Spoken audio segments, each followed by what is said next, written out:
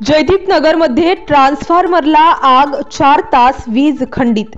Wadala road येथील जयदीप नगरमध्ये उघड्या विद्युत ट्रान्सफॉर्मर रस्त्यावर लोंबकळत असलेल्या विद्युत तारा तसेच वारंवार वीज खंडित तसेच ट्रान्सफॉर्मरला लागलेल्या आगीमुळे परिसरातील नागरिक भयभीत झाले आहेत।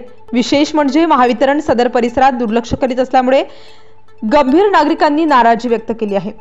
वडाळा रोड येथील जयदीप नगरमध्ये दिनांक 30 मे रोजी रात्री 10 वाजता ट्रान्सफॉर्मरला आग लागल्यामुळे परिसरातील नागरिकांची तारांबळ उडाली। सुदैवाने कुठल्याही प्रकारची जीवितहानी झाली नाही। महापालिकेच्या ओपन स्पेसमध्ये विद्युत ट्रान्सफॉर्मर असल्याने दिवसाभर परिसरातील लहान मुलं ट्रान्सफॉर्मरच्या आजूबाजूला खेळत असतात।